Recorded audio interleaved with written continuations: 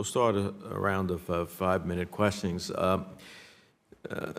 Ambassador Winsley, let's start off with the answer to this question. Why diversity?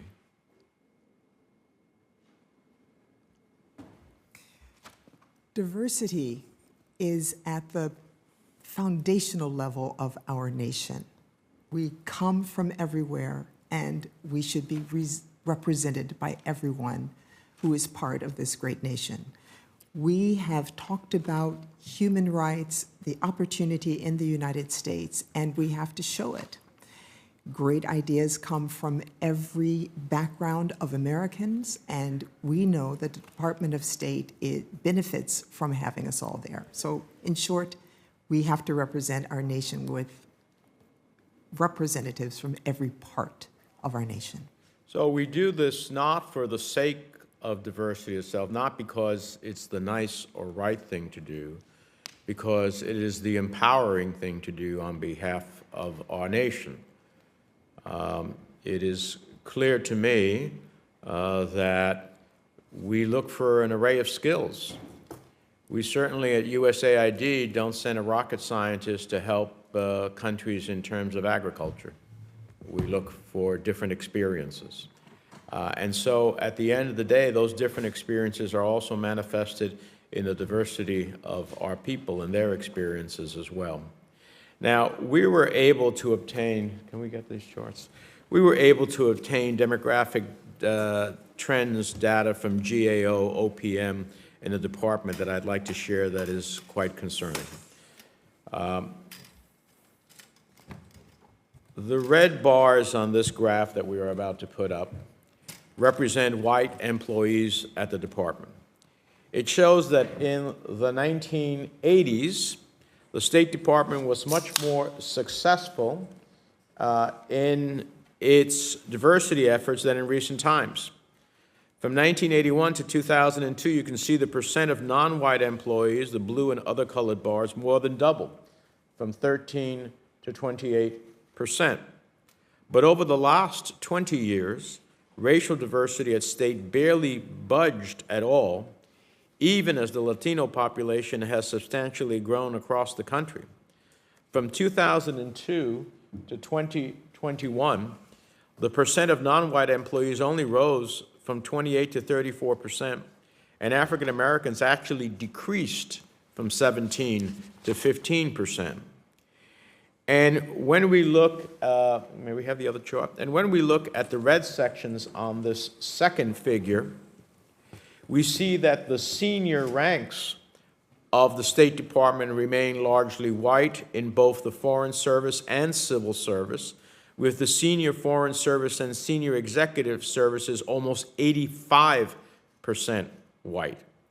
It comes as little surprise then that only roughly 12% of U.S. ambassadors come from underrepresented communities, and only 40% of ambassadors are women. And while this committee plays a critical role in confirming ambassadors, we also need more diverse candidates to consider. As I noted in my opening statement, the State Department sets the stage for what happens in our other agencies. So if we get this right at state, we get it right at USAID, at DFC, EXIM, Peace Corps, MCC, and the entire foreign affairs infrastructure. The first graph demonstrates change is possible. And we all know change comes most quickly when it comes from the top. We're living in historic times. For close to 2 decades, I've called for diversity initiatives to address underrepresentation in our foreign affairs infrastructure. Last year, Ambassador, you were appointed as the State Department's first standalone Chief Diversity and Inclusion Officer in April of 2021 by Secretary Blinken. And Chief Diversity Officer Diallo, you were appointed by the Administrator earlier this year in March. We also passed the 1-year anniversary of the President's June 2021 Executive Order 14035, Diversity, Equity, and Inclusion and Accessibility in the Federal Workforce, and the February 2021 President's National Security Memorandum prioritizing diversity, equity, inclusion, and accessibility as a national security imperative. So I applaud these efforts, but I am concerned that the White House has yet to allow you to release the diversity and inclusion strategic plans you are required to draft by executive order 14035 a year ago, and what signal that sends. So I have a couple of questions. When do you anticipate the plan being released to State Department and USAID personnel, the public, and Congress? Thank you, Senator, for the question, Mr. Chairman. We released the report to the workforce yesterday. We got permission yesterday afternoon or the night before, and we released it immediately. It is on our SharePoint site and released to our employee organization so that people can see it. We will have what I believe is going to be a more user-friendly version up in a couple of weeks as well so that people can interact with it, but we have released it. And when will Congress get that? I would say at least a couple of weeks so that we get a version that you will actually be able to understand. I look forward to knowing when that's going to happen and to receiving it. How is the White House supporting you in your efforts to change these worrying demographic trends, especially in the senior ranks? Thank you. It has been a strong cheerleader for our efforts. The demand signal, as you noted, comes from the top, from the president, from the secretary, and I have the opportunity to continue that demand signal within our organization. We are very serious about this now. The statistics that you put up there are deeply troubling for all of us, but we recognize that, and we have put resources and personnel and leadership from the top to this problem.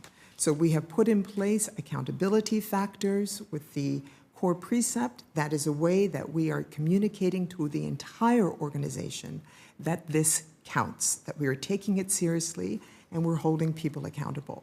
If you want to be promoted, you will help the organization be better, more diverse, more inclusive, taking steps with regard to accessibility.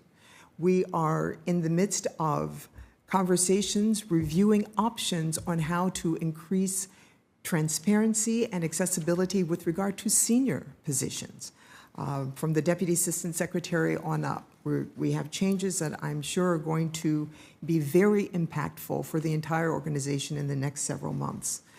We have changed how we're doing our Foreign Service oral exam with regard to using the technology that we've all come to know and perhaps not love with remote interviews, and that's going to help us expand our reach throughout the nation. So we've taken several steps, but most importantly, ensuring that the entire organization understands it counts. We're holding people accountable. If you want to be promoted, we're holding people accountable for their behavior if they are not supportive in making us the best organization that we can be. Well, I have many other questions, but in deference to my colleagues, let me turn to